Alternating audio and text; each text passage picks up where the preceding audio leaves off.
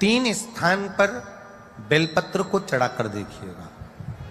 अगर आपको लगे कि मैंने व्यापार बदल लिया, एक बार बदला, कई लोग ऐसे भी होते हैं जो पैसा इकट्ठा करते हैं, धन एकत्रित करते हैं, और कोई व्यापार ऐसा कर लेते हैं जिस व्यापार में धन चले जाता है तो वो धन वापिस नहीं आता महाराज, वो व्यापार का धन वापिस नहीं आ पाता। तो बड़े दुखी होता है कि भाई मेरा गया हुआ पैसा नहीं आ रहा, मैं बड़ा कष्ट में हूं, मेरा खुद का ही आ जाए ना तो मैं निहाल हो जाऊं, मेरा अपना ही नहीं आ रहा जो गया हुआ है, तो मैं क्या वर्णन करूं, उसको क्या कहूं। उनके लिए भी ये प्रयोग, ये शिव विद्येश्वर संहिता का ये भाव बड़ा सुंदर है महाराज। आप व्यापार पर व्यापार बदल कर देख लिए, धन भी हमारा कहीं डूब गया, आ नहीं रहा है, तो प्रयास करना। 3 स्थान पर चढ़ाई गई बेलपत्र हमें सुख का अनुभव करा देती, बहुत ध्यान लगाइए। पहला, अशोक सुंदरी की जगह। अब ये बेलपत्र जब भी आप चढ़ाएंगे तो रविवार की अगर प्रदोष पड़ जाए, कौन से दिन? रविवार की प्रदोष के दिन ये प्रयोग अवश्य कर कर देखिएगा। ज्यादा बार नहीं करना है, केवल एक ही बार करना, बाबा स्वयं कृपा करेगा। अपने मंदिर में, अर्थात अपने घर के पास कोई मंदिर हो, शिवालय हो, देवालय हो, जहां शंकर भगवान विराजमान हो, शिवलिंग हो, ऐसी जगह पर अवश्य करें। हमें कहीं दूर जाकर ये प्रयोग नहीं करना है, अपने अपने शिवालय, अपने जो घर के आसपास में शिवालय हो वो। एक बेलपत्र अशोक सुंदरी वाली जगह। अब उसको अशोक सुंदरी की जगह पर भी चढ़ाने का तरीका क्या है? ये शिवलिंग है, ये जलाधारी है, ये जल बहता है, बीच में जो मोटी सी लाइन है वो अशोक सुंदरी का स्थान। ये जो भाग है षडानंद कार्तिकेय गणेश जी और कार्तिकेय जी का। जलाधारी मतलब माता पार्वती जी का हस्तकमल।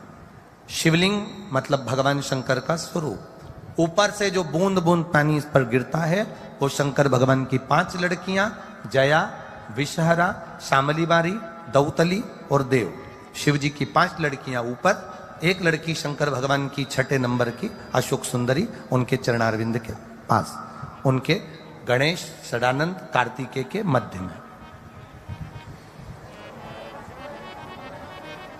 जब हम बेलपत्र चढ़ाएंगे तो उस बेलपत्र को चढ़ाते समय आपकी जो बेलपत्र की डंडी है वो बेलपत्र, रविवार प्रदोष के दिन का ये उपाय है महाराज। ये बेलपत्र की जो डंडी है, इस डंडी का भाग शिवलिंग की ओर होना चाहिए। ये जो डंडी है इसका भाग अशोक सुंदरी पर जब चढ़ाएंगे तो शिवलिंग की ओर इसका भाग होगा महाराज। दूसरी, बेलपत्र को जब हम समर्पित करेंगे तो जलाधारी का जया, विषहरा, शामरीबारी, दौतली, देव। मान लो जलाधारी ऊपर नहीं है शंकर जी के, तो उसका स्मरण कर कर 5 कन्याओं का नाम लेकर जया, विषहरा, शामलीबारी, दौतली, देव, इनका स्मरण कर कर शंकर भगवान के शिवलिंग पर बेलपत्र रखेंगे। बेलपत्र कहां रखना है? आप अगर यहां बैठे हो तो आपके विपरीत में डंडी का मुख होना चाहिए। ये बेलपत्र की जो डंडी है इसका मुख आपके विपरीत में हो। आप यहां बैठे हो तो डंडी उधर होगी, आप इधर बैठे हो तो डंडी का मुख इधर होगा, आप उधर बैठे हो तो डंडी का मुख इधर होगा। आपके ठीक विपरीत की ओर डंडी का मुख हो। ये 2 जगह बेलपत्र समर्पित करने के बाद तृतीय बेलपत्र शिवलिंग की जो जलाधारी है, जहां पर भगवान शंकर का शिवलिंग रखा है, वहां स्पर्श कराकर, केवल छुआना है, स्पर्श कराकर बेलपत्री के पेड़ के नीचे ही कोई कंकर हो, कोई शंकर हो या कोई मिट्टी का ढेला हो, नी हो, तो वहीं मिट्टी को थोड़ी सी ऊंची कर कर एक बेलपत्र बैठकर इस बेलपत्री की डंडी जड़ की ओर, मतलब जो वृक्ष होता है उस ओर इस डंडी का मुख होना चाहिए।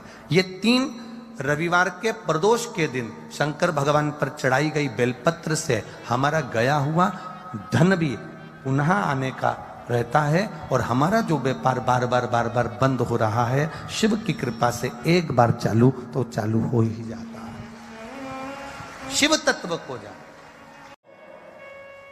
लोग कहते हैं शिवरात्रि के दिन तुमने पूजन कराई, रात्रि के समय पूजन कराई, रात्रि के समय शंकर की आराधना कराई।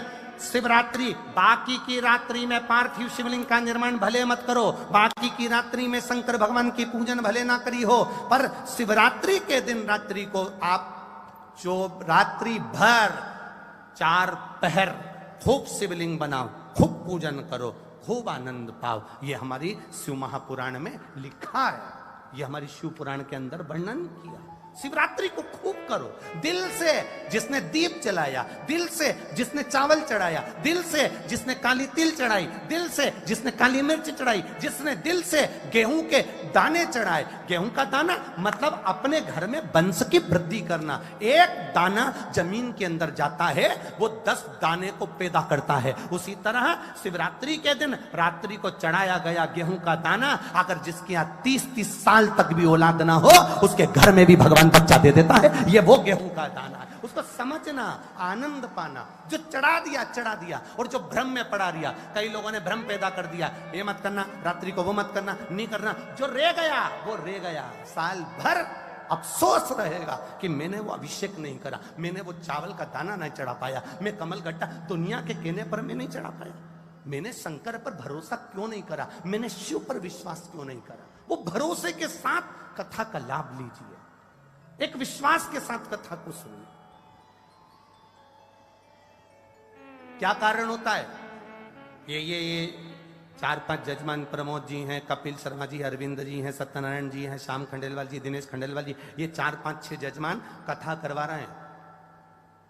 जितनी जगह कथा कर कर आते हैं, उसके 1 महीना भी नहीं निकलता और जजमान सियोर आके खड़े हो जाते हैं कि अगले कथा की तारीख दे दो। कारण क्या होता है? भोलेनाथ इतना दे देता है कि वो वापिस आकर कथा का क्रम चालू कर देते हैं। इतना दे देता है। उन्होंने जितना खर्च करा, जितना लगाया, किसी को भोजन कराया, किसी को पानी पिलाया, किसी को बिस्कुट खिलाया, किसी को टॉफी खिलाई, किसी को एक जरा सा आदर भी करा है ना, तो मेरा महादेव इतना टूटमान हो जाता है, वो चोर को कुबेर बना देता है। ना जाने कितना कितना दे देता है। उसकी कोई करुणा, उसका मैं वर्णन ही नहीं कर सकता। ये व्यासपीठ से क्या बोलूं मैं उसके लिए, क्या।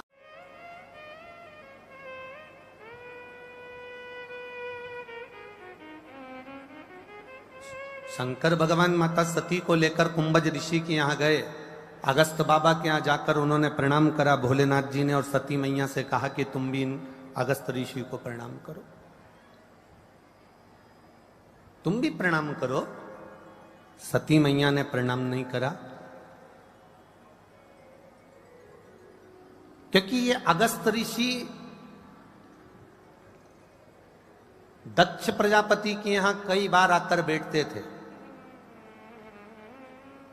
ये अगस्त ऋषि दक्ष प्रजापति के यहां जब चाहे जब आ जाते थे, बैठ जाते थे, स्मरण होता था, बातचीत होती थी, मिलते थे, जुलते थे, आते थे, जाते। क्योंकि दक्ष प्रजापति है, मतलब उसकी अवधि, उसका पद बहुत ऊंचा पद है।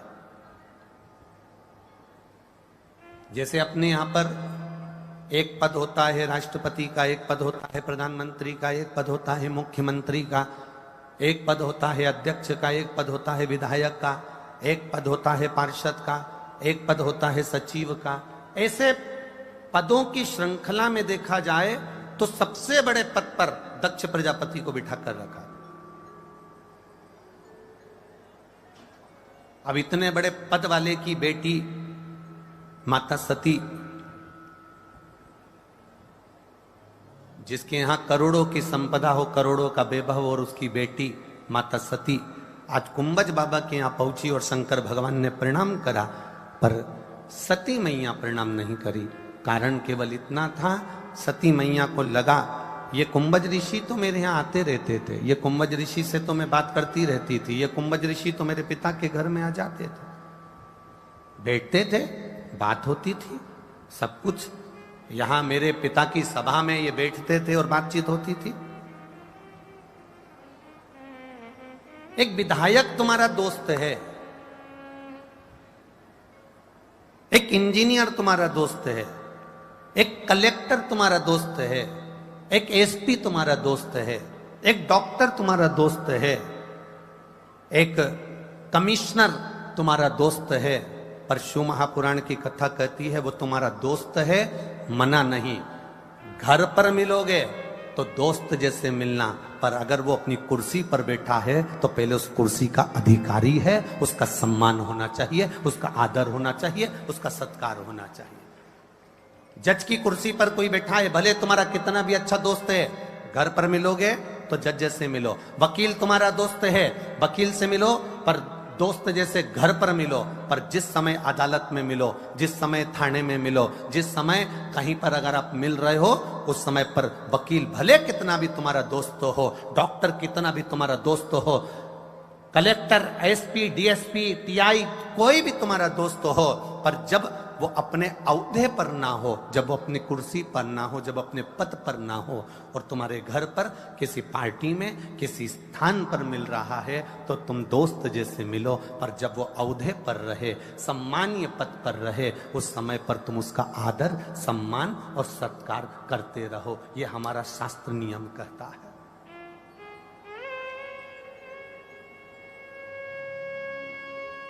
ये हमारा शास्त्र नियम कहता है। सती मैया ने इस नियम को नहीं माना। माता सती ने दक्ष प्रजापति की सभा में बैठते थे कुंभज बाबा, तो माता सती के मन में यह आ गया कि ये तो मेरे यहाँ आते थे, बैठते थे, बैठ कर चले जाते थे, बातचीत कर कर चले जाते थे। तो सती माता ने प्रणाम नहीं करा, शिवजी ने प्रणाम करा।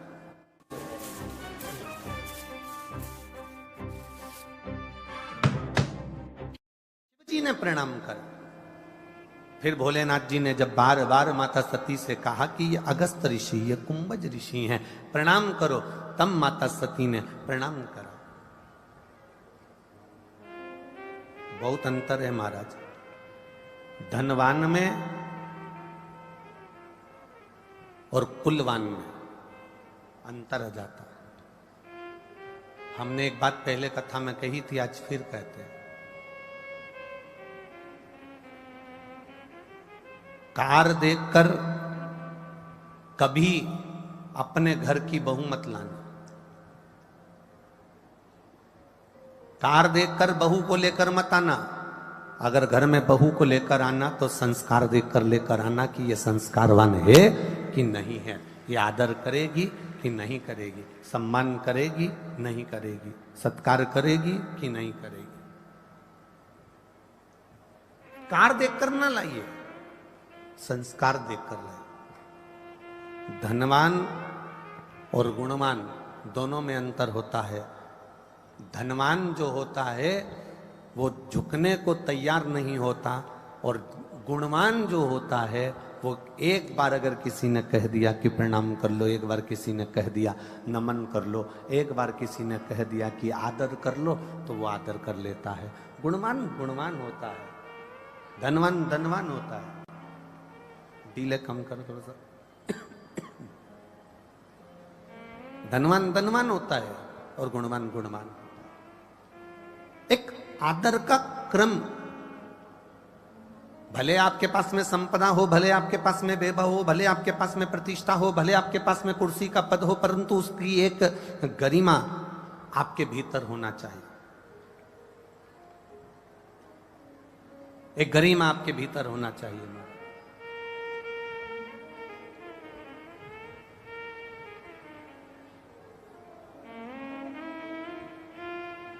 कथा में कभी भी जाना,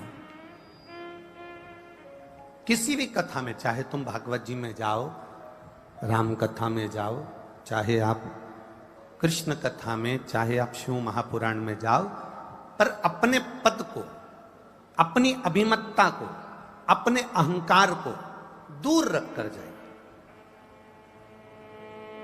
बहुत दूर रख।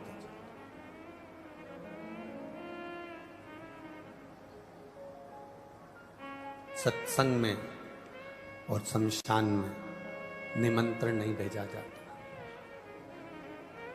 शमशान से भी कोई निमंत्रण नहीं आएगा कि आप लेकर इसको शमशान तक मुर्दे को आइए। सत्संग से भी कोई निमंत्रण नहीं आएगा कि आप कथा में आकर बैठिए। ये निमंत्रण नहीं देना है आपको, तो सीधा सीधा कह देना है साहब शिव महापुराण की कथा है। कोई कहे कि गुरुजी बताओ सेठ जी कथा करवा रहे हो, आप यजमान हो, हमें आगे बैठना है, हमें बीच में बैठना है, हमें यहां बैठना है। कथा का एक नियम होना चाहिए, कितना भी पहचान वाला आए और किसी का भी अगर फोन आए कि आपके नगर में कथा हो रही है, आपके क्षेत्र में कथा हो रही है, हमको आना है, हमको पहुंचना है, उस जगह पर कथा की समिति हो, कथा का आयोजक हो, कथा का यजमान हो, उसको हाथ जोड़ कर कह देना चाहिए, पहले आना और पहले बैठ जाना, पहले आना और पहले पा लेना। ये तुम्हारे भीतर का भाव होना चाहिए।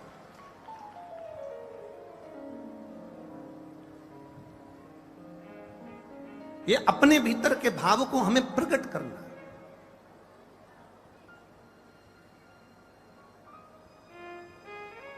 किसी को निमंत्रण ना देते हुए बस इतना निमंत्रण जरूर दो कि ये सत्संग है, ये शिव पुराण है, ये राम कथा है, ये भगवान का भजन है, अब इसमें आओ, बैठो और अपने जीवन को सार्थक बनाओ, आओ बैठो और अपनी जिंदगी को आनंदित करिए। ये आपके ऊपर है कि आप कहां बैठ रहे हैं। एक बात आप लोगों से पूछना चाहेंगे, अगर उत्तर दो तो अच्छी बात है। जिसके पांव दुखते हैं, जिसके पांव में तकलीफ होती है, जिसकी कमर में तकलीफ होती है, जिसकी कमर दुखती है, पांव दुखते हैं, वो कुर्सी ढूंढते हैं कि नहीं ढूंढते हैं? बोलो, जम के बोलो जरा। बैठने के लिए कथा में आए हो, ढेर सारे आए हो, जिसका पांव दुखता है वो भी कुर्सी ढूंढेगा, जिसकी कमर दुखती है वो भी कुर्सी ढूंढेगा। कमर दुख रही है, पांव दुख रहे हैं, तो आपने कुर्सी ढूंढी, कुर्सी नहीं मिली तो कोई दीवार मिल जाए तो उससे टिक जाऊं, दीवार नहीं मिली तो ईंट मिल जाए उस पर बैठ जाऊं, कोई ऊंचा सा स्थान मिल जाए उस पर बैठ जाऊं, टेबल मिल जाए उस पर बैठ जाऊं, कुर्सी मिल जाए उस पर बैठ जाऊं, कोई खड़ा है उसका सहारा मिल जाए, खंबा मिल जाए, कोई टेबल मिल जाए, कोई बैरिकेड मिल जाए, उस पर बैठ जाऊं। मतलब कमर में अगर दुख रहा है, कमर दुख रही है, घुटना दुख रहा है, तो तुम कुर्सी ढूंढते हो, टेका ढूंढते हो, दीवार ढूंढते हो। शास्त्र कहता है जब कमर में दुखता है, जब कहीं घुटना दुखता है, तो आप कुर्सी ढूंढते हो। शिव पुराण कहती है जिंदगी में जब तुम्हारा दिल दुखे, जब तुम्हारा मन दुखे, तो जैसे सत्संग में तुम कुर्सी ढूंढते हो तो दिल दुखे तो मेरे महादेव को ढूंढने का प्रयास करना। वो जिंदगी का ऐसा सहारा देता है कि फिर कुछ हमारे पास आनंद के सिवा रहता ही नहीं। घुटना दुखे तो हम कुर्सी ढूंढते हैं, कमर दुखे तो हम कुर्सी ढूंढते हैं, घुटना दुखे तो हम दीवार ढूंढते हैं, कमर दुखे तो हम दीवार ढूंढते हैं। तो दिल दुखे जब, मन दुखे जब, कोई गाली दे दे, अपशब्द कह दे, ताने दे दे, आड़ा टेढ़ा बोल दे, जब तुम्हारा दिल दुखे, उस समय पर तुम कुछ मत ढूंढना। अगर ढूंढना तो केवल एक महादेव का मंदिर ढूंढना, उस मंदिर में जाकर बैठना और शंकर भगवान से अपने दिल की बात कहना, बाबा उसको सुन लेगा। वो जो सहारा देगा, उस सहारे के बराबर दुनिया में कोई सहारा नहीं।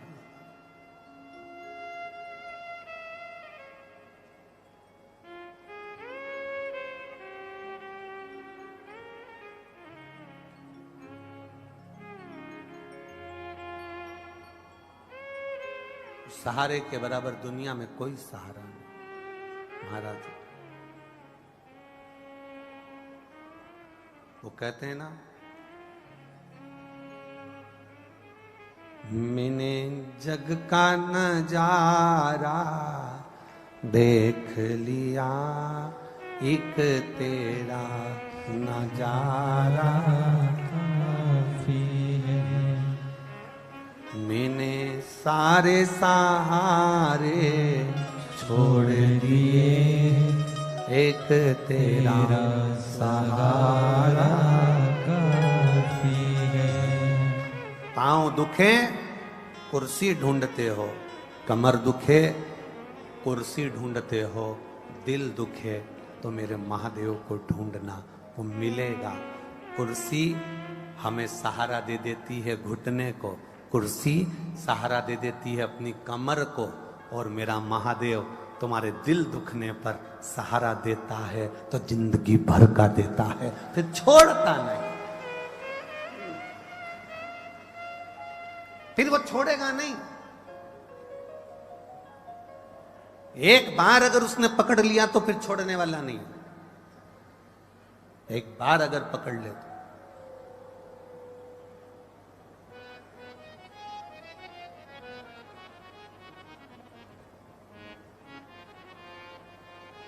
शिव मेरे ओघड़दानी, मेरे त्रिकालदर्शी, मेरे कैलाशी, मेरे अविनाशी की कथा कहती है, शिवजी ने सती का त्याग किया।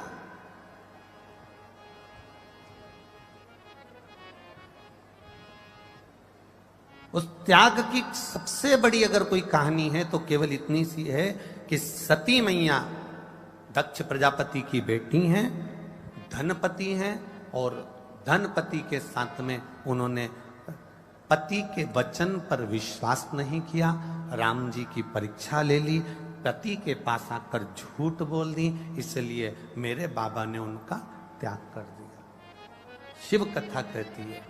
दूसरा कारण यह है कि सती मैया धनपति की बेटी होने के साथ में वो थोड़ा सा अहम माता सती के हृदय में सदा रहा।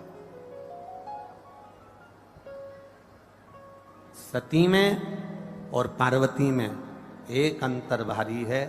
सती मां धनवान है और पार्वती मैया गुणवान है। इसलिए पूरी दुनिया में जितने भी व्रत हैं, पूरी भारत की भूमि पर जितने व्रत होते हैं, कोई व्रत लक्ष्मी जी का नहीं है। भारत की भूमि पर कोई व्रत सरस्वती मैया का नहीं है। भारत की भूमि पर कोई व्रत इंद्राणी का नहीं है। भारत की भूमि पर कोई व्रत किसी देवी का नहीं है। जितना भारत की भूमि पर एक व्रत भारी है वो है माता पार्वती जी का। तीज का व्रत करोगे तो पार्वती जी का है, चतुर्थी का व्रत करोगे तो पार्वती जी का है, छठ का व्रत करोगे तो पार्वती जी का है। आप जितने व्रत देवी जी का करोगे नवरात्रे में तो पार्वती जी का है। भारत की भूमि पर जितने व्रत हुए नारियों के, छोटी तीज, बड़ी तीज, हरतालिका तीज, करवा चौथ, जितने चतुर्थी के व्रत, जितने तीज के व्रत, जितने छठ के व्रत, जितने भारत की भूमि पर हुए, ये सब माता पार्वती जी के हैं। पार्वती के क्यों हैं? क्योंकि धनवान और गुणवान में अंतर है। मां पार्वती गुणवान है, इसलिए माताएं उनके व्रत कर कर अपने अंदर भी वो गुण उत्पन्न करना चाहती हैं कि हम भी ऐसा तप करें, हम भी ऐसी साधना करें। हे माता पार्वती, जैसे आपका अखंड सौभाग्य है, हे मां जगत जननी, हमारा भी मांग में अखंड सौभाग्य रहे। जैसे आपके चूड़े अमर हैं, हे मां हमारे हाथ में भी चूड़े अमर हो। हे मां जैसे आपके भाल की बिंदी अमर है, मां मेरे भाल की बिंदी भी अमर हो। हे मां जैसे आपके नैनों का सुरमा, बालों का गजरा अमर है, हे माता पार्वती हमारे भी नैनों का सुरमा और बालों का गजरा अमर कर देना। बस इतनी सी कृपा नारी माता पार्वती से मांगा करती है, मां पार्वती से चाहती है। नैनों का सुरमा, बालों का गजरा अमर है, हे माता पार्वती हमारे भी नैनों का सुरमा और बालों का गजरा अमर कर देना। बस इतनी सी कृपा नारी माता पार्वती से मांगा करती है, मां पार्वती से चाहती है।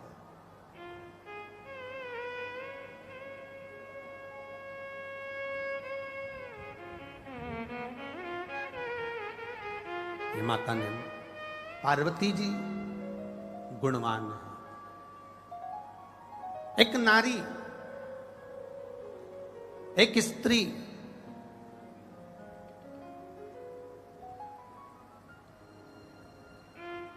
अपने परिवार में रहकर, अपने कुटुंब में रहकर, अपने कुल में रहकर गुणवान बनना चाहती है। और शिव कथा कहती है, फिर निवेदन करती है शिव कथा के प्रयास करना कि भक्ति के बल को बढ़ाना। जब भक्ति का बल बढ़ना चालू हो जाता है, सत्संग का बल बढ़ना प्रारंभ हो जाता है, संकीर्तन का बल बढ़ना प्रारंभ हो जाता है, तो फिर तुम्हारे घर में धन का बल भी बढ़ना प्रारंभ हो जाता है, संपदा बढ़ना अपने आप प्रारंभ हो जाती है। ये उघड़ी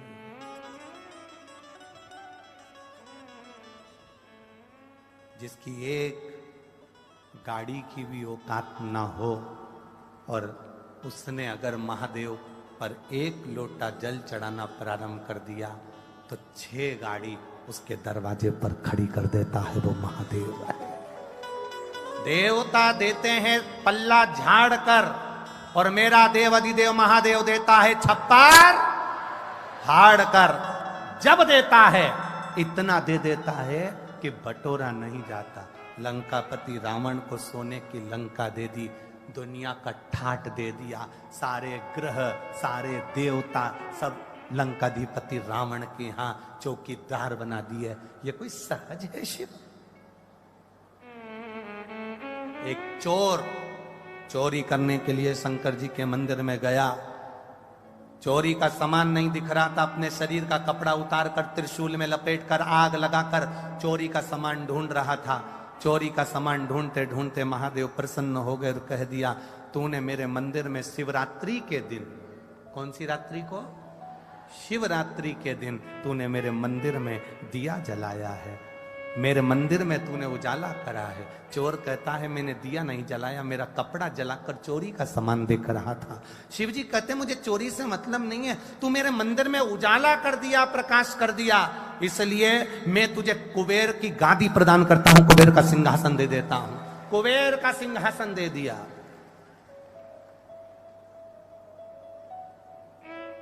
जो असली कुबेर था वो नीचे उतर गया और चोर कुर्सी पे जाकर बैठ गया। अब असली कुबेर जाकर भगवान विष्णु जी से बोले, नारायण से, प्रभु मैं तो कुबेर और मेरी कुर्सी चोटे को दे दी, चोर को, उस चोर को कुर्सी दे दी। तो इतने में नारायण को क्रोध आ गया, तुम्हें कुर्सी से उतारने वाला कौन होता है, किसने उतारा? इतने में कुबेर बोले, शंकर भगवान ने किसी चोर को कुबेर बना दिया। इतने में नारायण बोले, उनके मामले में हम कुछ भी नहीं बोल सकते। ये फाइल दूसरी जगह की, अपने बस की है ही नहीं, तो तुम क्यों नहीं बोल सकते? कुबेर ने बोला, तुम्हें बोलना चाहिए ना, तुम नारायण हो, सृष्टि के कर्ता हो, तो तुम्हें बोलना चाहिए। भगवान विष्णु बोले, हम नहीं बोल सकते, क्योंकि ये जो मेरे चरणों में लक्ष्मी बैठी है ना, ये भी उन्हीं ने मुझको दी है। अब इतना उपकार है कि मैं बोलूं तो बोलूं कैसे? ऐसा कोई एक देवता बता दो जिस पर शिव ने उपकार ना करा हो। राम जी महाराज जब समुद्र से पार उतर रहे हैं, लंका पर चढ़ाई करने जा रहे हैं, तो शिवलिंग की स्थापना कर रहे हैं। राम जी से कह दिया चिंता मत करना। राम जी कहते हैं वो आपका भक्त है। शंकर भगवान कहते हैं भक्त है तो क्या हुआ? मैंने उसको कहा था, रावण मांग तुझे क्या चाहिए? रावण कहता है मेरे को सोने की लंका दे दो, मुझे राशि ठाट दे दो, मुझे ये दे दो, मुझे वो दे दो। रावण से मैंने फिर पूछा तुझे और कुछ चाहिए तो बोल। रावण और चाहिए तो बोल। रावण ने कहा कोई देवता अगर मनुष्य बनकर आए तो मेरे प्राण हर सकता है, पर कुछ भी नहीं चाहिए। भगवान शिव कहते और कुछ मांग ले। रावण से कहते रहे पर रावण ने नहीं मांगा। शंकर भगवान ने कहा, रावण अगर तू चाहे तो तू जब युद्ध लड़ेगा उस युद्ध में तू मुझे शामिल कर सकता है। रावण कहता है मैं इतना विद्वान पहले से, मैं ऐसा वीर पहले से, मुझे तुम्हारी जरूरत ही नहीं पड़ेगी। शंकर भगवान ने राम जी से कह दिया, बड़ा कल्याण करा, अब तुम जाओ और रावण पर चढ़ाई कर जाओ, कोई दिक्कत वाली बात नहीं है, तुम चिंता मत करना। तो प्रभु राम जी ने कहा, आपके भक्त के प्राण छूटेंगे तब आप सामने खड़े होकर देखते रहोगे? रावण के प्राण छूटेंगे तो क्या शंकर भगवान दूर खड़ा देखता रहेगा? शंकर भगवान ने कहा, मैंने रावण से कहा था और मांग ले, रावण तेरे प्राण छूटे तब तक का मांग ले। रावण ने कहा मुझे जरूरत नहीं, युद्ध के मैदान में भी भोलेनाथ तुम्हें आने की जरूरत नहीं है, मैं मरूं तब भी मेरे भोलेनाथ तुम्हें सामने आने की जरूरत नहीं है। इसलिए शंकर भगवान ने कहा मैं सामने आऊंगा नहीं, प्राण तू ले जाना। ये शिव तत्व है हमारा। भगवान कृष्ण की 16,108 रानियां, एक रानी से औलाद नहीं हुई, संतान नहीं हुई। तब गर्गाचार्य बाबा से पूछा, मेरी 16,108 रानी, इनकी औलाद नहीं, संतान नहीं, कुछ कृपा करो। भगवान ने कहा एक काम करो, एक एक रानी के साथ 11-11 दिन तक बैठकर शंकर भगवान का अभिषेक करो। शिव जी का अभिषेक करना प्रारंभ करा। एक एक रानी के साथ 11-11 दिन तक अभिषेक करा। शंकर भगवान प्रसन्न हो गए। शिव जी ने आकर वर दे दिया, मांगो कृष्ण क्या चाहिए? भगवान कृष्ण ने कहा मेरी रानियों से संतान नहीं। शंकर भगवान ने कहा तुमने एक रानी के साथ बैठकर 11 दिन तक मेरी पूजन करी है, इसलिए एक रानी से 11 संतान होगी। 1,77,186 भगवान कृष्ण के घर में बच्चे हो गए शंकर जी की कृपा से। ये देता है छप्पर फाड़ कर।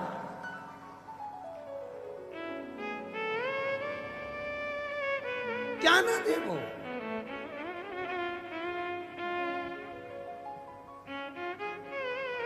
क्या ना प्रदान करे वो।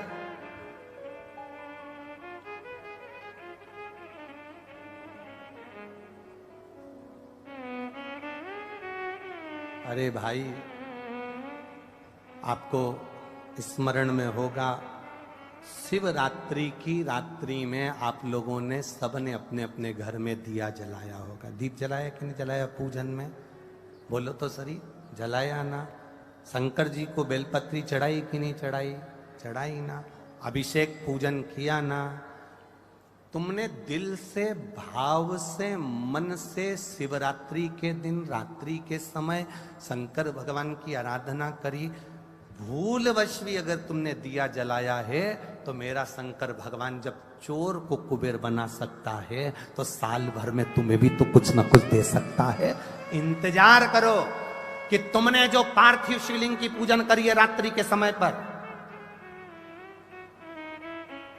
केवल पार्थिव शिवलिंग की पूजन रात को नहीं होती है, पर केवल शिवरात्रि, हरतालिका तीज, छोटी तीज, बड़ी तीज, अन्य जो त्योहार होते हैं, सोमवार की अष्टमी आदि आदि जो उत्सव होते हैं, इसमें शिवरात्रि की रात्रि में, उसका मतलब ही शिवरात्रि है, रात के समय पर आप अभिषेक करो, पूजन करो, अर्चना करो।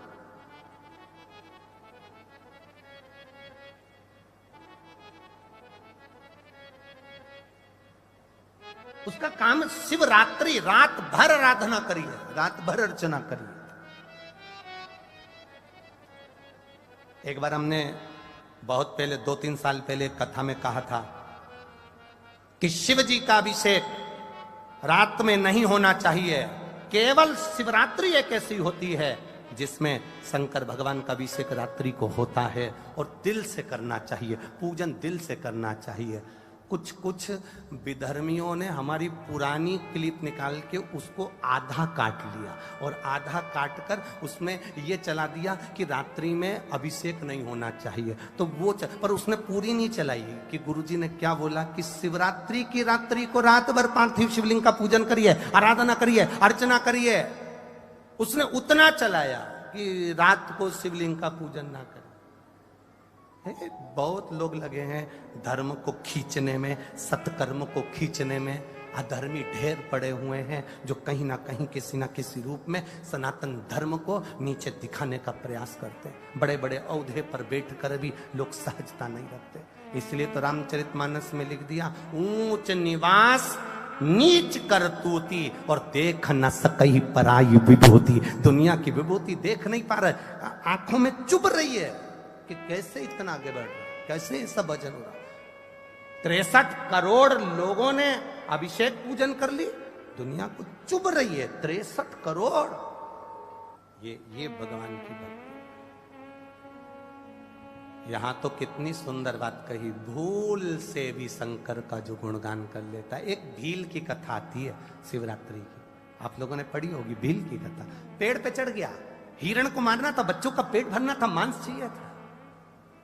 पेड़ पे चढ़ा, पानी की छाजल, अब इधर छाजल जानते कि नहीं जानते मैं नहीं मालूम, कपड़े की बनती थी, मोटे कपड़े की छाजल जिसमें पानी भरा था, ठंडा पानी रहता था।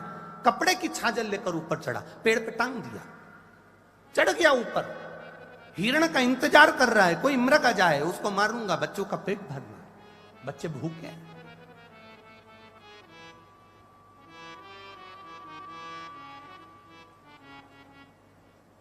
और चला, पेड़ के ऊपर चढ़ गया और पेड़ के ऊपर चढ़कर वो छाजल जो थी वो पेड़ पर टांग दी और पेड़ पे टांगी। अब वो हिरण को देखने के लिए इधर घूमे तो छाजल हिले, छाजल हिले तो उसमें से 2-2 बूंद पानी नीचे गिरता रहे। इधर घूमे, 2 बूंद पानी नीचे। इसको नहीं मालूम कि मैं बेलपत्री के पेड़ पे टर्ना, इसको नहीं मालूम कि मैं बेलपत्री के पेड़ पर चढ़ गया।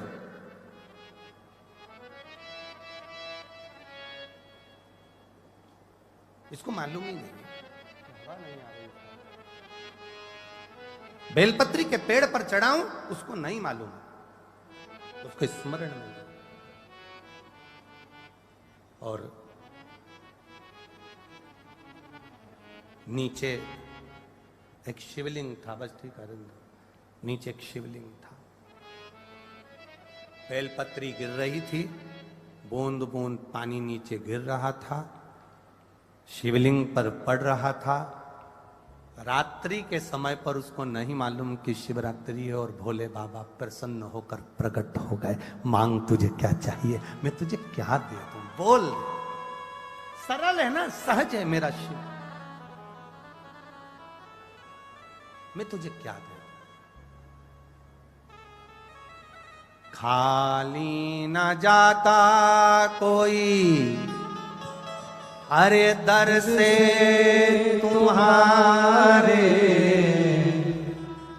खाली न जाता कोई दर से तुम्हारे, मैं भी खड़ा हूँ नदी बाहे फसारे, अपने हृदय से लगा लगा लो, गिरा जा रहा हूँ, उठा उठा लो।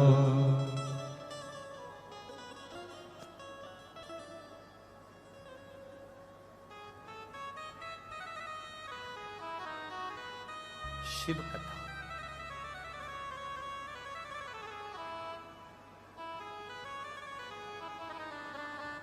एक कथा आपने टीवी पर सुनी होगी, परली बैजनाथ जी से।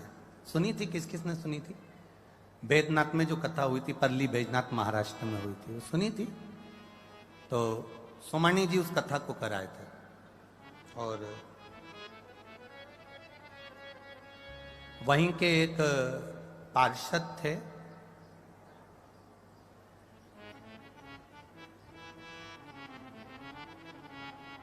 कथा में आगे नहीं बैठ पाए होंगे तो उनको थोड़ा क्रोध आया। आगे नहीं बैठ पाए तो उनको गुस्सा आ गया और क्रोध आया।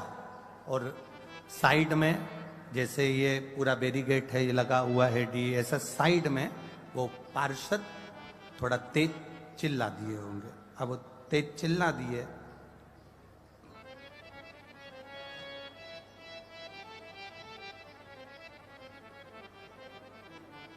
हम फिर कहते हैं बहुत बहुत सावधानी से कथा को सुनना, बहुत दिल से सुनना।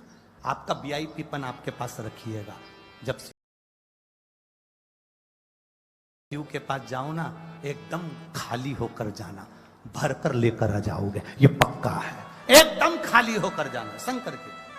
अब वो जो पार्षद थे वो उन्होंने साइड में जरा जम के चिल्ला दिया कि मुझे आगे बैठना था, तुमने मेरे को जाने नहीं दे रहे हो, बैठने नहीं दे रहे हो।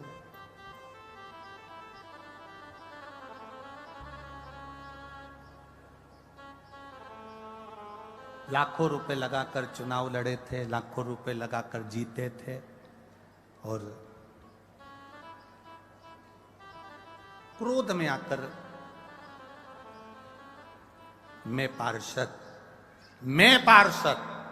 और मेरी वैल्यू नहीं, ये नहीं, वो नहीं, चिल्ला चोट कर कर चले गए। आप कभी परली बैजनाथ जाना तो मालूम करना, शरीर में कष्ट हुआ। कथा पूरी हो गई, हम वहां से निकलकर कथा करने के लिए छत्तीसगढ़ चले गए।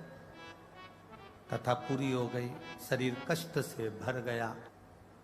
धर्म पत्नी सीहोर पहुंची, कष्ट है, बहुत कष्ट है। खूब सेवा करी उन्होंने, खूब सेवा। हमने कहा तुम्हारे पति से पूछो शिव महापुराण में कोई गलती तो नहीं कर दी होगी, एक बार पूछ लो। बाबा के धाम में आए हो, ये कैलाश पर्वत से कम नहीं है, बहुत दिल से आए हो, एक बार पूछो उससे कोई गलती तो ना हो गई।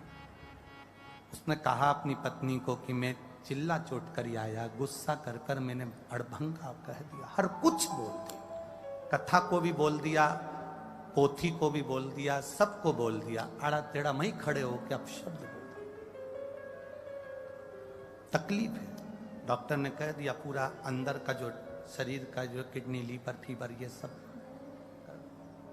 कुछ। हमने सीहोर से फिर समीर जी का फोन आया, हम छत्तीसगढ़ थे, छत्तीसगढ़ हमने कहा एक काम करो उनसे कहो अब पार्षद बनकर कथा मत सुनना, एक बार जाओ पंडाल में दोनों पति पत्नी बैठकर एक साधारण जैसे ये श्रोता आते हैं ना, पंखा झेलते हैं, मांग कर कोई बिस्कुट दे दिया खा लिया, भोजन कोई देकर चले गया खा लिया, ऐसे शंकर के गण बनकर कथा सुनना। बाबा वापिस वो सुख देगा कि जिंदगी भर जिस सुख को नहीं देखा होगा।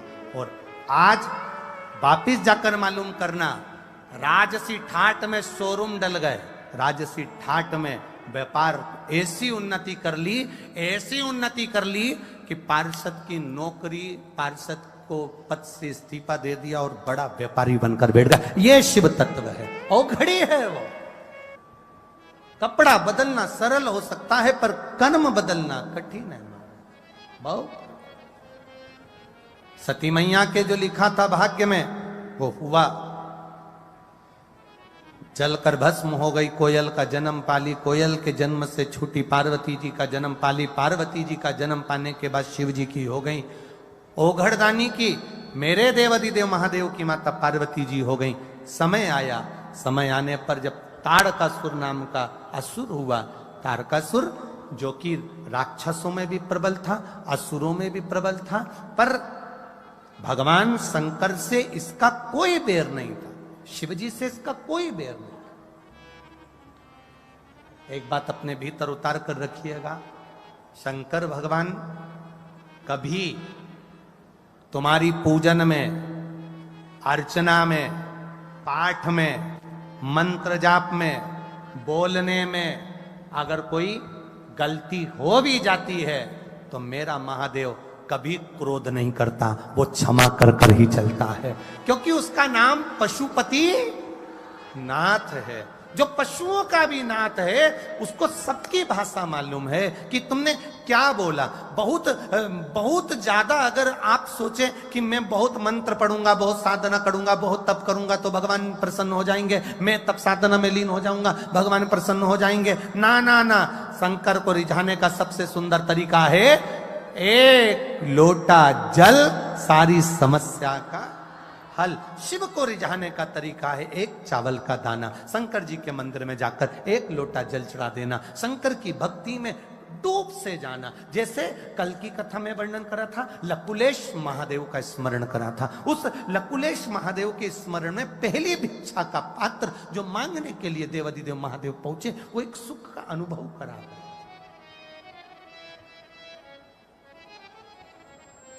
मेरे शिव का कोई द्रोही नहीं है, मेरे शंकर का कोई दुश्मन नहीं है।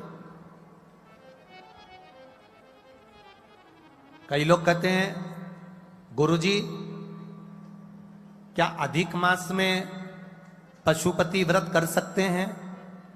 क्या अधिक मास के सोमवार से हम पशुपति व्रत उठा सकते हैं? हमने पहले भी कथा में कहा था, फिर कहते हैं, सावन के सोमवार का व्रत करते हो तो पशुपति व्रत बाद में करना।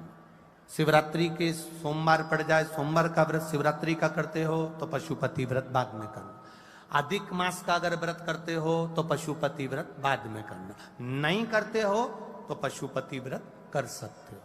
30 त्योहार बीच में पड़ गया सोमवार का, तुम्हारा तीज का व्रत पड़ गया, चतुर्थी का व्रत पड़ गया, एकादशी का व्रत पड़ गया, प्रदोष का व्रत पड़ गया और उस दिन सोमवार पड़ गया, तो तुम जो व्रत करते हुए आए हो पहले वो करो, पशुपति व्रत बाद में कर लेना। ऐसा नहीं कि पशुपति व्रत जी वाला छूट भी जाएगा तो अगले में कर लेना। पशुपति व्रत भगवान शंकर कभी किसी पर क्रोध नहीं करता। शिव सबके लिए करुणा सागर।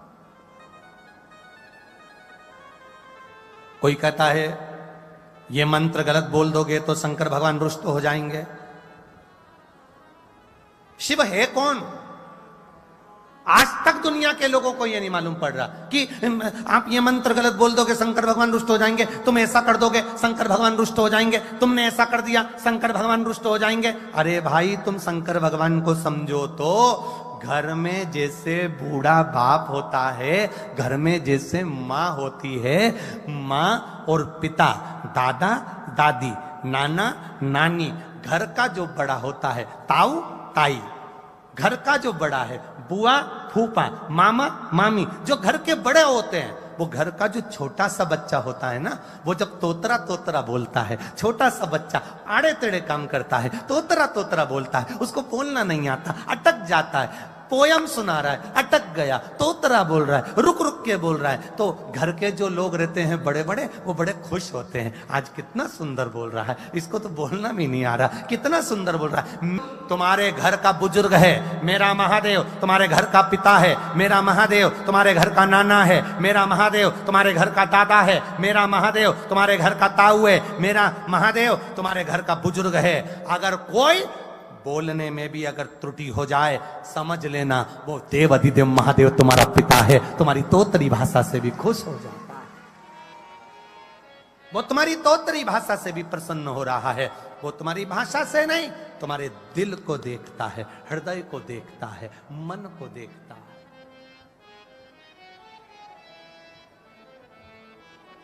एक बात पूछें आपसे, उत्तर दोगे? अरे बोलो तो रे अलवर वालों।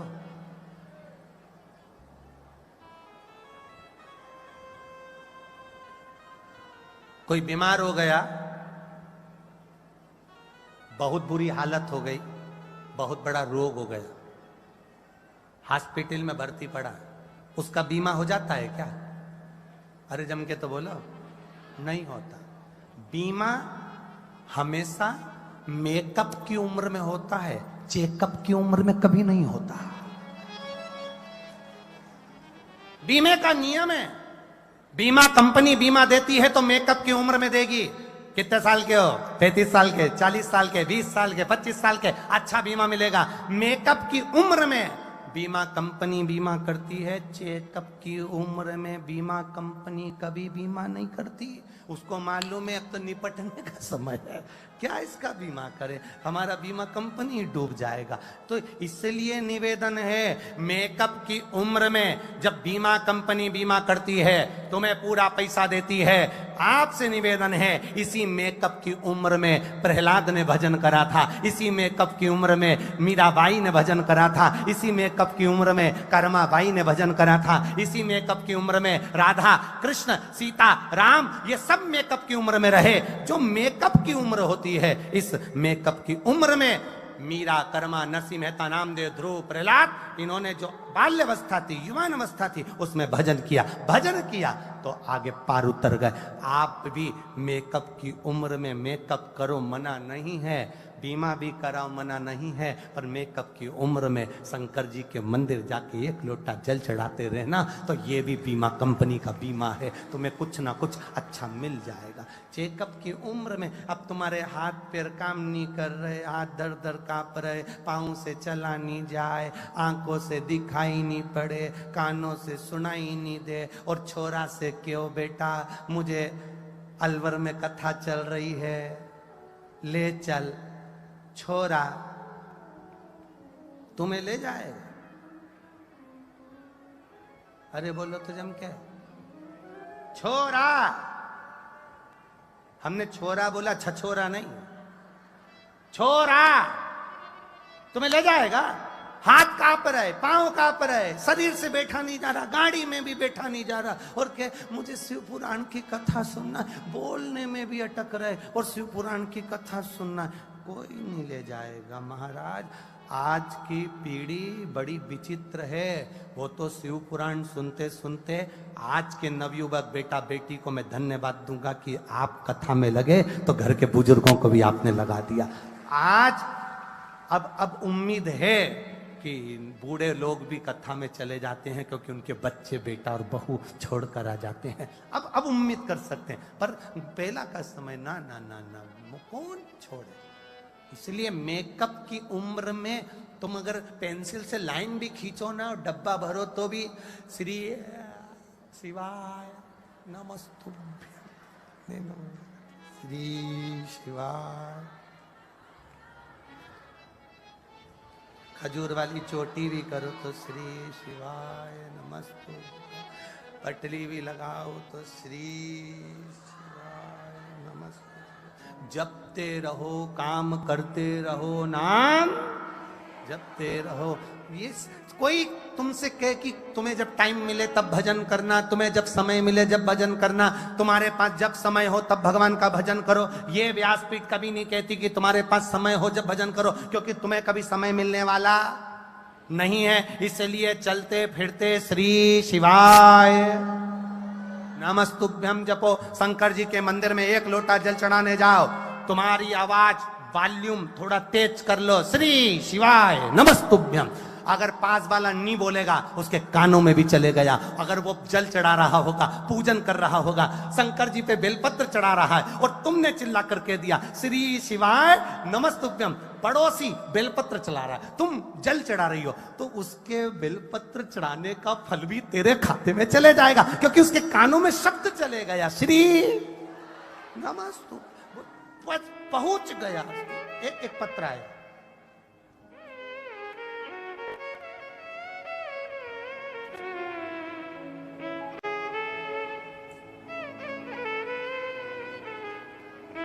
एक पत्र में एक बहन ने लिखा है, तो शिव जी के मंदिर में हम पूजन करने जाते हैं, तो वहां पर हम पूजन करते रहते हैं और इतने में कोई आके पानी चढ़ा जाता है। हमने अभी की अभी त्रिपुंड लगाया और किसी ने पानी चढ़ा दिया। अब आप बताओ मैं उससे झगड़ा करूं कि नहीं करूं? पत्र तो निकालूं पहले।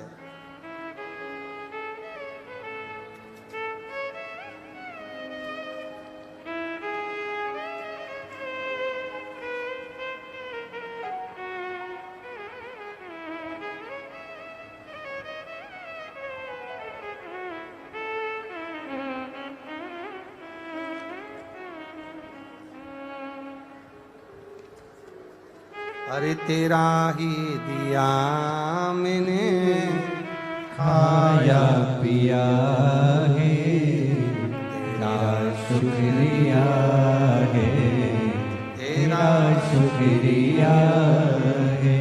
मुझे भोले बाबा ने बहुत दे दिया है, तेरा शुक्रिया है, कहीं पत्र गया होगा, जिसने लिखा होगा वो बैठी हो तो उठकर आराम से खड़ी हो सकती है। उन्होंने पत्र में लिखा, हम शंकर भगवान को जल चढ़ाते हैं, हम शिव जी की पूजन करते हैं, त्रिपुंड लगाते हैं, लगा के हम बस ऐसे उंगली हटाते ही और इतने में कोई दूसरा पानी डाल के चले जाता है।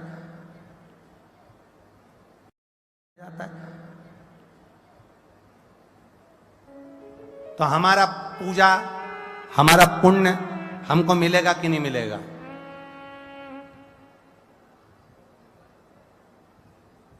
तुम्हारा क्या विचार है रे अलवर वालों? जम के बोलो जरा। अपना कर्म अपन करते चलो। घर का बड़ा बेटा, घर की बड़ी बेटी, घर की बड़ी बहू ये कभी नहीं सोचती कि मुझे यश मिलेगा कि नहीं मिलेगा। वो अपना काम करते हुए चलती है और उसको जो मिला मिल गया, जो मिला मिल गया। अपना कर्म करते चलो। अपने पथ पर जब हम चल रहे हैं, अपने कर्म पर चल रहे हैं, अपनी ड्यूटी पर चल रहे हैं, अपनी नौकरी पर चल रहे हैं, अपन जिस कार्य को करने के लिए निकले वो कार्य हमारा हमें पूरा करना है। फिर हमें क्या मिलेगा इससे हमें मतलब नहीं रखना। आपका काम है शंकर जी के मंदिर में जाके एक लोटा जल चढ़ाना, आगे उसकी मर्जी।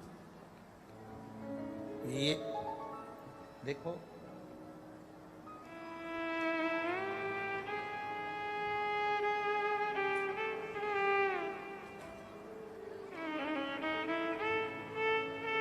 मैं मुन्नी देवी सारस्वत, मथुरा उत्तर प्रदेश से आई हूं। कहीं बैठी हो? मुन्नी देवी सारस्वत, मथुरा उत्तर प्रदेश से आई हूं।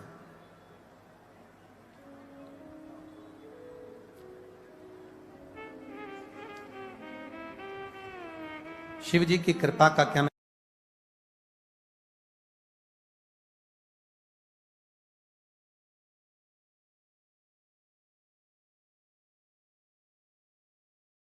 बेटा, घर की बड़ी बेटी, घर की बड़ी बहू ये कभी नहीं सोचती कि मुझे यश मिलेगा कि नहीं मिलेगा। वो अपना काम करते हुए चलती है और उसको जो मिला मिल गया, जो मिला मिल गया। अपना कर्म करते चलो। अपने पथ पर जब हम चल रहे हैं, अपने कर्म पर चल रहे हैं, अपनी ड्यूटी पर चल रहे हैं, अपनी नौकरी पर चल रहे हैं, अपन जिस कार्य को करने के लिए निकले हैं, वो कार्य हमारा हमें पूरा करना है। फिर हमें क्या मिलेगा इससे हमें मतलब नहीं रखना। आपका काम है शंकर जी के मंदिर में जाके एक लोटा जल चढ़ाना, आगे उसकी मर्जी। ये देखो,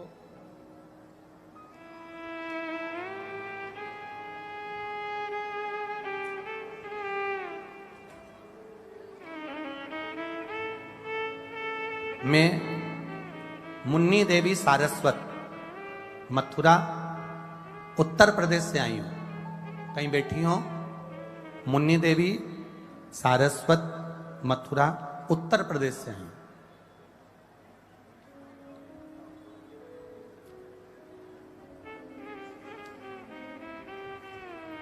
शिव जी की कृपा का क्या मैं वर्णन करूं गुरुदेव। मेरा बेटा 7 साल से नौकरी की तैयारी में लगा था और बाबा की कृपा से एक लोटे जल ने ऐसी कृपा करी।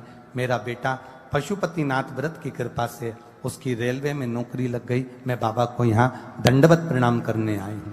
एक पत्र और बड़ा सुंदर आया है, देखिए। मैं मनु पति महेंद्र सिंह भरतपुर से हैं। कहीं बैठे हो तो हाथ हिला सकते हैं। मैं मनु पति महेंद्र सिंह भरतपुर से। गुरुजी, शिव महापुराण का क्या वर्णन करूं। मेरी बच्ची ने आपके बताए अनुसार एक लोटा जल का प्रतिदिन चढ़ाना प्रारंभ करा और शिव जी की कृपा, मेरी बच्ची जैसा गवर्नमेंट एग्जाम चाहती थी, एक नौकरी चाहती थी, बाबा की कृपा से उसका टीचर में सिलेक्शन हो गया। मैं बाबा को यहाँ प्रणाम करने के लिए आई हूं। शिव तत्व है। एक पत्र बड़ा सुंदर है, देखिए।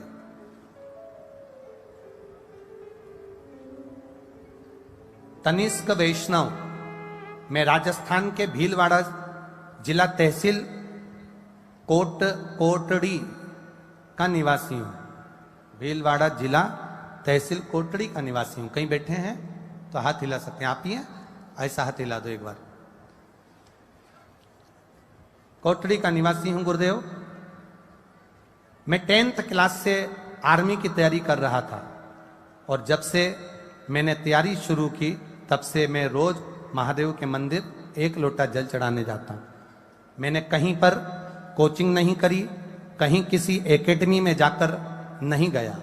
घर पर ही पेपर की तैयारी करी, फिजिकल की तैयारी करी। आप कहते हो मेहनत पूरी करना, शंकर पर भरोसा रखना। मैंने बाबा पर भरोसा रखा, तैयारी करी। मैंने मात्र 2 महीने की तैयारी में बाबा की कृपा से आर्मी का एग्जाम पहले ही प्रथम में ही सफल प्रयास में पास किया है। मैं बाबा को यहाँ प्रणाम करने के लिए आया हूँ। मेरा फिजिकल टेस्ट भी हुआ, उसमें भी बाबा ने मुझको उत्तीर्ण कर दिया है और बाबा की कृपा से मैं हर परीक्षा में पास होते जा रहा हूँ। ये शिव की कृपा है और अब मैं भारतीय सेना में चयन हो गया है, इसलिए मैं बाबा को यहाँ प्रणाम करने के लिए आया। आजा बाबू। मेरे भोले तेरी नौकरी सबसे बढ़िया है, सबसे खरी। जरा आप लोग उसके चरणों की नौकरी करने वाले को क्या मिलता है ये वही जानता है। भाव से कहिए। जब से तेरा गुलाम हो गया, तब से मेरा भी नाम हो गया। जब से तेरा गुलाम हो गया, तब से मेरा भी नाम हो गया। वरना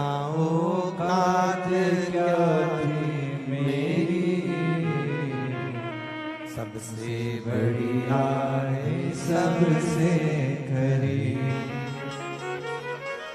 भोले बाबा तेरी नौकरी सबसे बढ़िया है सबसे खरी। तेरे दरवाजे की चाकरी सबसे बढ़िया है सबसे खरी। मेरी किस्मत का जब कुल खिला तब जा कर के दर मिला हो। मेरी किस्मत का जब गुल खिला तब जा कर के दर मिला। जोरदार ताली बजाएं बच्चे की मेहनत के लिए और मेरे शिव की कृपा के लिए। मेरी किस्मत का जब गुल खिला तब जा कर के ये दर मिला। मेरी किस्मत का जब गुल खिला तब जा कर के ये दर मिला। मिल गई मुझको चौखट तेरी मिल गई मुझको चौखट तेरी सबसे बढ़िया है सबसे खरी। भोले बाबा तेरी नौकरी सबसे बढ़िया है सबसे खरी। इतने सारे खड़े हो गए तुम, एक लाइन ले लो जरा। अब खड़े हो गए इसको ले लो। मेरे बाबा तेरी नौकरी सबसे बढ़िया है सबसे खरी। भोले बाबा तेरी नौकरी सबसे बढ़िया है सबसे खरी। सबसे बढ़िया है सबसे खरी। मेरे बाबा तेरी नौकरी सबसे बढ़िया है सबसे खरी। मेरे बाबा तेरी नौकरी सबसे बढ़िया है सबसे खरी। मेरे बाबा तेरी नौकरी सबसे बढ़िया है सबसे खरी। मेरे बाबा तेरी नौकरी भोले बाबा तेरी नौकरी सबसे बढ़िया है सबसे खरी। भोले बाबा तेरी नौकरी सबसे बढ़िया है सबसे खरी। छोटा छोटा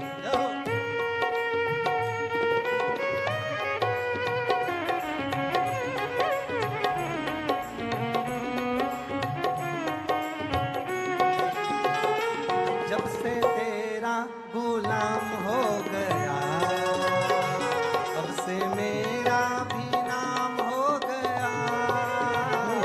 जब से तेरा गुलाम हो गया तब से मेरा भी नाम हो गया। जब से तेरा गुलाम हो गया तब से मेरा भी नाम हो गया। जब से तेरा गुलाम हो गया तब से मेरा भी नाम हो गया। वरना औकात क्या थी मेरी वरना औकात क्या थी मेरी। सबसे बढ़िया है सबसे खरी। भोले बाबा तेरी नौकरी सबसे बढ़िया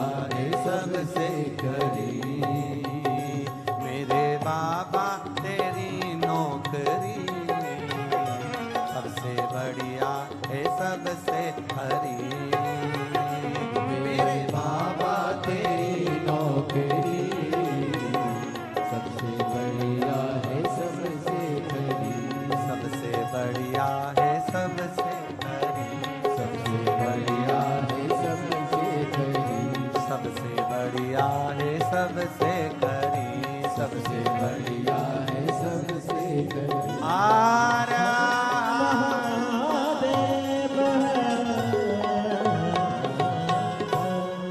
बड़े भाव के साथ बाबा से प्रार्थना दिल से करिएगा। श्री शिवाय नमस्तुभ्यं, श्री शिवाय नमस्तुभ्यं, श्री शिवाय नमस्तुभ्यं,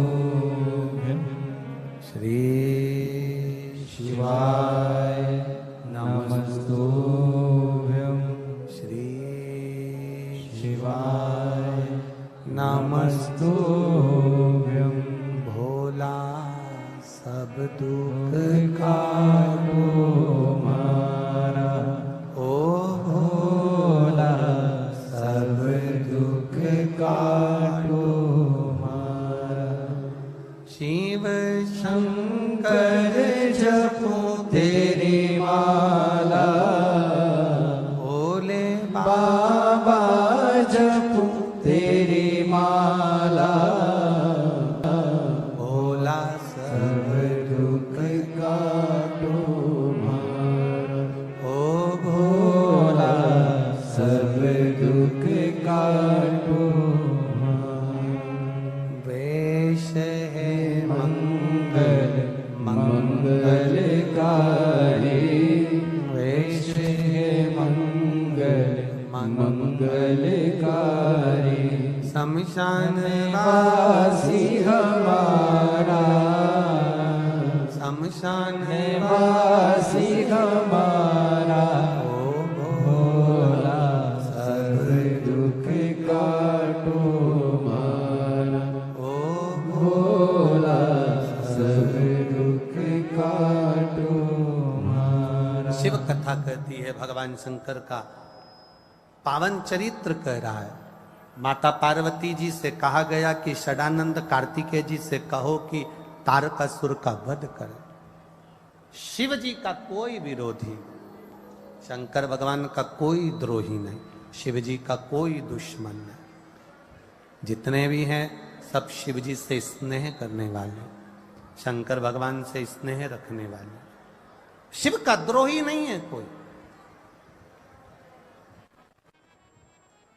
शिव नाम लेने में, शंकर भगवान को जल चढ़ाने में, शंकर भगवान पर बेलपत्र चढ़ाने में, शंकर भगवान के मंदिर में झाड़ू पोछा लगाने में, शिव जी के मंदिर में जाकर प्रणाम करने में कभी ये मत सोचना कि मुझे कोई दोष लग जाएगा या ऐसा लग जाएगा। कोई तुम्हें डराए, कई लोग मिलेंगे डराने वाले, तुमने तो ये करा ही नहीं, तुम्हें ऐसा हो जाएगा, तुमने तो वो करा ही नहीं, तुम्हें ऐसा हो जाएगा। उसके हाथ जोड़कर कह देना वो हमारा पिता है, बच्चे की गलती को वो माफ कर कर चलता है, वो पिता है जगत का, वो माफ कर देता है। फिर भगवान फिर मतलब क्या हुआ? फिर अगर रुष्ट हो जाए या क्रोध आ जाए तो फिर मतलब क्या? आप में से कितनी माताएं बैठी हैं जिनकी रोज बहू से लड़ाई होती है? होती कि नहीं होती? बोलो, थोड़ी बहुत तो होती है ना। अरे जम के तो बोलो। अच्छा, किसी के सामने बोलना नहीं चाहते हो तो कोई बात नहीं, मत बोलो, पर ईमानदारी से बताओ, थोड़ी ना थोड़ी बात ऊंची नीची हो जाती है। अगर थोड़ी बहुत भी लड़ाई हो गई, थोड़ा बहुत भी झगड़ा हो गया, पिता का बेटे से झगड़ा हो गया, सास का बहू से झगड़ा हो गया, तो इसमें से कितनी सास ऐसी बैठी हैं कि बहू से झगड़ा हो जाता है तो पूरी प्रॉपर्टी ले जाकर किसी आश्रम में दी आती है? कोई देती है क्या? नहीं देती ना। झगड़ा होने पर भी, लड़ाई होने पर भी, कुछ भी हो जाए तो भी वो अपनी पूरी प्रॉपर्टी अपनी बहू और बेटे को देती है। उसी तरह मेरा भोलेनाथ है, गलती हो भी जाए क्षमा कर देता है और अपने हृदय से लगा लेता है। वो मेरा शंकर, वो मेरा शिव है। कोई तुमको कहे तुमने ऐसा कर दिया, गलत बोल दिया, ये कर दिया, वो कर दिया, उससे कहना आग लगे बस्ती में, जम के बोलो अपन रहो मस्ती में, क्या किसको रोइए, चादर तान के सोइए, अपने को टेंशन नहीं है। टेंशन लेके तो चलना ही नहीं, टेंशन लेके कभी मत चलो, टेंशन अपने उधर छोड़ के चलो, उधर दूर। शिव महापुराण की कथा में आया करो ना, तो सारी चिंता घर छोड़ के आया करो। यहां तो खड़े भी होना और बैठे भी होना, तो ये विचार कर कर जाना, यहां से जब कल कथा समापन हो, आप अपना बैग वापिस बंद करो, सामान लपेटो और लेकर जब जाओ तो ये विचार कर कर जाना कि अकेली नहीं जा रही हो, मेरा त्रिपुंडधारी, त्रिशूलधारी, त्रिनेत्रधारी हाथ जा रहा है। कई लोग कहते हैं गुरुजी, कई लोग बोलते हैं गुरुजी, लोग यहाँ पंडाल में पड़े रहते हैं, पंडाल में सोते हैं, पंडाल में खाते हैं, पंडाल में पड़े रहते हैं, ऐसा क्यों? बाकी की किसी कथा में तो लोग पंडाल में नहीं पड़े होते, अपने अपने घर चले जाते हैं, आ जाते हैं। आखिर शिव महापुराण में लोग पंडाल में क्यों पड़े रहते हैं? हमने कहा ये वॉशिंग मशीन है, इसमें आके लोग अच्छे से रगड़ जाते हैं, रगड़ जाते हैं तो घर जाते जाते पूरे साफ होकर भक्ति का बल बढ़ाकर अपने घर चले जाते हैं। ये कोई साधारण स्थान, शिव तत्व है इसके अंदर। शिव महापुराण कह रही है, तारकासुर का वध करने के लिए, संहार करने के लिए षडानंद कार्तिकेय जी आए, और षडानंद कार्तिकेय जी जब पहुंचे, षडानंद कार्तिकेय जी जब आए, तब माता ने कहा, पार्वती जी ने षडानंद कार्तिकेय जी को कि हे षडानंद कार्तिकेय, सुनो, तुम तारकासुर को मारने जरूर जा रहे हो, परंतु इतना याद रखना कि उसके हृदय में शंकर भगवान का वास है, इसलिए तुम तारकासुर के हृदय पर बाण नहीं चलाओगे। जिसके हृदय में राम समाया हो, जिसके हृदय में कृष्ण समाया हो, जिसके हृदय में शिव समाया हो, जिसके हृदय में भगवान की अविरल भक्ति समाई हो, शिव पुराण कहती है उसको कभी कष्ट मत देना, उसको कभी अपशब्द मत कहना, उसको कभी ताना मत देना, क्योंकि वो जवाब नहीं देता, पर उसका जो मालिक है, जो शिव है, जो राम है, जो कृष्ण है, वो जवाब देता है, जवाब वो देता। तारकासुर के प्राण हर लिए। तारकासुर के 3 बेटे थे, तारकाक्ष, विदुमाली, कमलाक्ष की। भगवान शंकर ने पशुपति नाथ बनकर उन तीनों का संहार किया। शिव जी का नाम पशुपति नाथ पड़ गया। पशुपति नाथ।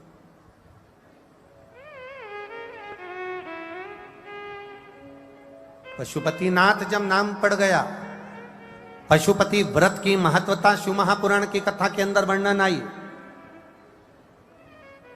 किसी भी सोमवार से 5 सोमवार पशुपतिनाथ का व्रत होता है। सुबह पूजन की थाली लेकर जाते हैं, अभिषेक का सामान लेकर जाते हैं, शिव जी का पूजन अभिषेक करते हैं, प्रणाम कर कर वापिस आते हैं, पूजन की थाली अपने घर में रख देते हैं। वही पूजन की थाली, वही सामान जो थाली में पहले से रखा है, वही की वही लेकर वापिस जाते हैं। मंदिर में जाते समय, शाम के समय कितने दिए? 6 दिए मंदिर में जाते समय लेकर जाना है। मीठे का प्रसाद, जो घर में बनाया गया प्रसाद हो मीठे का, वो लेकर जाना है। मंदिर में जाते सी प्रसाद के 3 हिस्से करना है। 6 दिए मंदिर में नीचे जमीन पर रख देना है। जलाधारी पर या शिवलिंग के पास दिए नहीं रखना, जमीन पर 6 दिए रख देना। 6 दिए रखो, प्रसाद के 3 हिस्से कर दो। 6 दिए में से 5 दिए प्रज्वलित कर दो, जला दो। प्रसाद के 3 हिस्से में से जब दिए 5 दिए जला दिए जाएं, 6ठा दिया उठाकर वापिस थाली में रख लो बिना जला। प्रसाद का 1 हिस्सा थाली में रख लो। भगवान की पूजन अर्चना कर कर, प्रार्थना कर कर, आज मेरा पहला पशुपति व्रत है बाबा, मैंने इस कामना से करा, उसे स्वीकार करना। बाबा से विनती करो। बीच में रजस वाला धर्म आ जाए या तुम्हें कहीं जाना पड़ जाए या कोई व्रत आ जाए तो उस व्रत को छोड़ दो, अगले व्रत को कर लो। ऐसे 5वां व्रत जब पूर्ण हो, 5वें व्रत के दिन एक श्रीफल 108 जो भी आप बाबा को चढ़ाएं, चावल का दाना हो, पुष्प की पंखड़ी हो, मूंग हो, अनाज हो, जो आपको चढ़ाना हो बाबा को वो लेकर जाओ। श्रीफल 11 रुपए 101 रुपए जो तुमसे बन जाए वो बाबा को समर्पित कर कर 5 दिए जलाना है। छठा दिया, जब आप मंदिर से घर आते हो प्रतिदिन, अर्थात जितने सोमवार के व्रत करोगे पशुपति, जो छठे नंबर का दिया है वो अपने घर में प्रवेश करते समय तुम्हारा जो सीधा हाथ होता है राइट हैंड, वहीं पर बैठ जाना। घर के बाहर अपना मुख घर की ओर कर देना, मुख घर की ओर हो, दिया राइट हैंड में ही जलाएं और अंदर प्रवेश कर जाएं। जो प्रसाद तुम एक हिस्सा लेकर आए हो, उस प्रसाद के हिस्से को भोजन करने से पहले प्रसाद का वो हिस्सा तुम खाओ, उसमें से किसी को ना दीजिए। प्रसाद का हिस्सा खाना, उसके बाद भोजन करिए और बाबा का गुणगान करिए। मेरा पशुपति नाथ तुम्हारी झोलियां खुशियों से भर देता है। 5 पशुपति व्रत होते हैं, 5 व्रत धारण करें। अब तब को जानिए। आगे वर्णन आया, माता पार्वती जी के कहने पर बाबा देवादिदेव महादेव ने गणेश जी का विवाह रिद्धि सिद्धि के साथ पक्का किया। भगवान गणेश जी रिद्धि सिद्धि के साथ पधार रहे हैं। जोरदार ताली बजाएं।